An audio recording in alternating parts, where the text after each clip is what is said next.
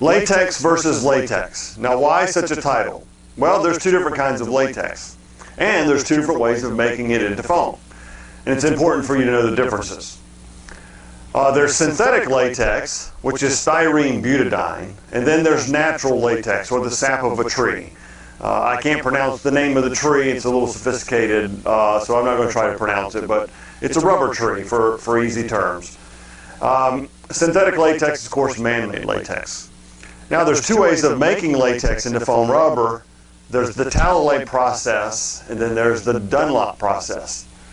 You could say that the Dunlop process is the original and more primitive process. The Latex is more sophisticated, more technically advanced way of making it into foam. Now, why is there a difference and why is it important? Well, 95% of all Latex latex is synthetic latex. In other words, it's synthetic blend. It's a blend about 70% synthetic, 30% natural. It's mostly synthetic.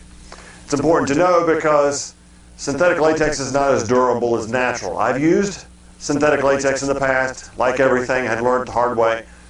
Synthetic latex is not as durable as natural. So in my mattresses, I use only natural latex. But the reason it's important to know is because when you talk to manufacturers, they're going to say they use natural latex, or they're going to say they use 100% latex. And synthetic blended latex, technically they get away with saying it's natural because it has natural in it. About 20–30% is the sap of a tree, so it has natural in it. And then you also have it, when they say 100% latex, well, synthetic latex is technically latex, so it's 100% latex. But those words are very deceiving. You've got to be careful. Of course, you want 100% pure natural, the sap of a tree.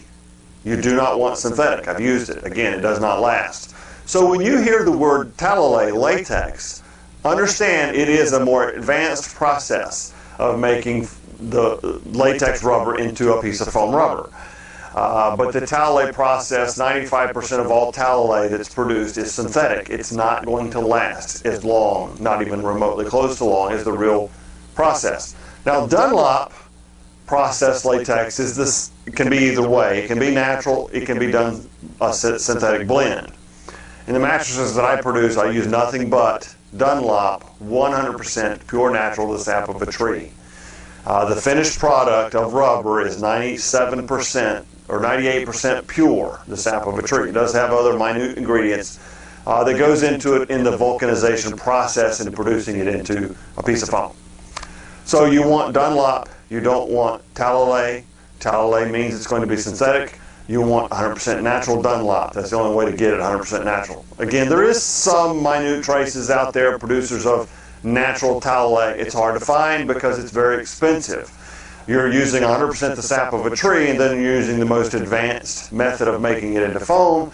Guess what? It's going to be expensive. That's why the manufacturers of Latex are using synthetic. It's cheaper. I hope this clarifies all of the questions you may have about the differences in latex. Please advance to some of my other videos so you can learn even more about my mattresses and different aspects of mattresses. Thank you for watching.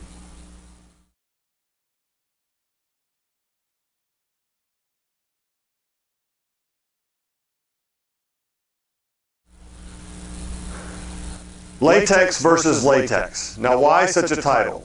Well, there's two different kinds of latex, and there's two different ways of making it into foam. And it's important for you to know the differences.